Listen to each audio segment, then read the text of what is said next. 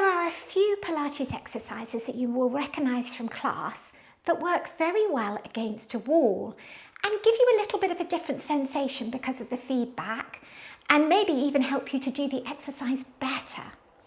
So it's a great idea to find a little corner in your home that you often pass and you associate with having a nice exercise experience, and then every now and then you'll think, oh, I'll just do my exercises as I'm going by.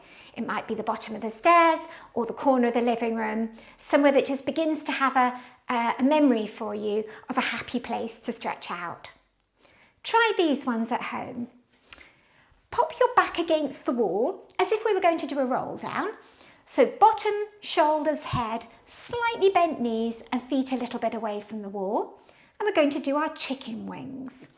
So keeping the back of the head against the wall, put your hands together, elbows together in front of you. Draw the lower abdominal muscles in with a little bit of pelvic floor and make sure you can breathe, as if you put on really good pants. And then keeping the core connected, open your arms out, trying to get the backs of the hands and elbows close to the wall and then close them in. And you may find this takes quite a bit more concentration with a wall behind you, because you have to really focus to bring your hands back in line properly and to get them even. So just see if you can feel the wall with your fingertips. And be aware that as your arms go back, your abs are going to want to dome out, and you're going to have to work quite hard to keep the abdominals engaged and the pelvic floor lifted. So simple chicken wings, and then maybe as you get a little bit looser, pressing the fingers on the wall and holding there and keeping your mind on what the pelvic floor is doing and what the abs are doing. They should just be steadily holding gently and back in. Breathing out and in again. And if you're not sure if you've got the core, pause at the front, let go. And as you let go, you'll feel it drop away. See? So again, breath in. As you breathe out, think abdominals in, pelvic floor lightly lifted, as if you put on good underwear. And now we're going to open out.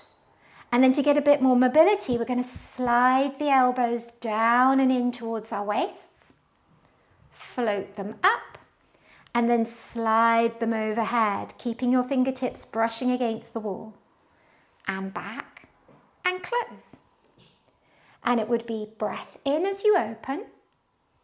Breathe out to squeeze the elbows down. In as you float up. Check in on the core, lift the pelvic floor. Breathe out as you stretch. Back in and close. And you can let go of the core between every single one, or try and do 2 and 3 in a row. So breath in. As you breathe out, tummy muscles engaged, pelvic floor lightly lifted. Breath in. Breathe out.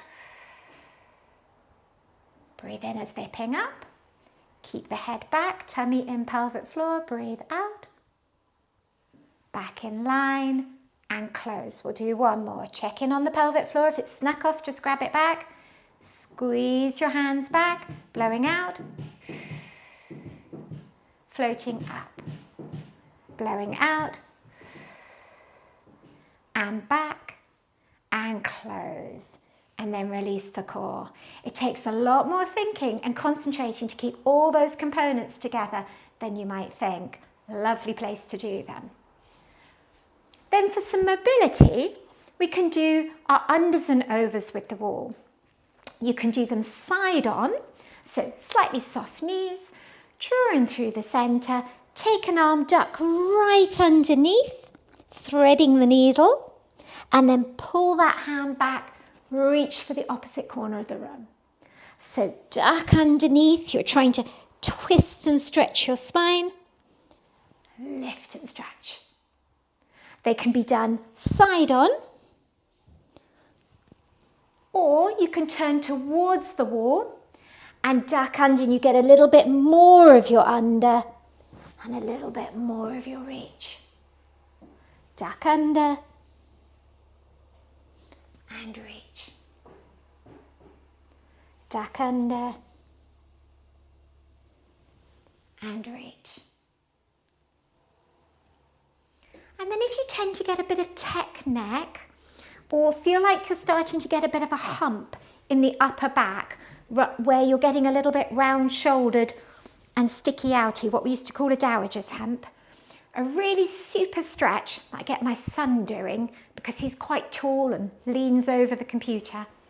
Take your hands, put them behind your head, widen your elbows, turn to your wall, come close, bring your elbows in, stick them on the wall, and then try to stretch your elbows up towards the ceiling.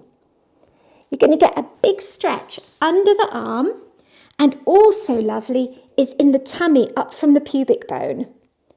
And then gradually let your shoulders drop and try to let the middle of your back soften and arch. And you just want to stay here for 15 to 30 seconds, and it will ease as you stay. And then release. And as you get a little bit more used to doing it, you'll find you want to stay there longer and longer. At the beginning, it'll feel quite tricky. Hands behind your head, elbows forward. Let the elbows slide up the wall. And then you can also progress by then just stepping your feet back and leaning your body in. And we're wanting to arch the middle of the back and stretch up the front of the body. The two places that get tight from sitting over computers and cars.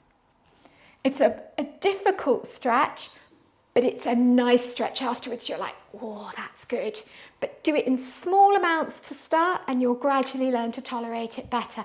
And it has a really good straightening effect on that neck shoulder area. Really good for teenagers.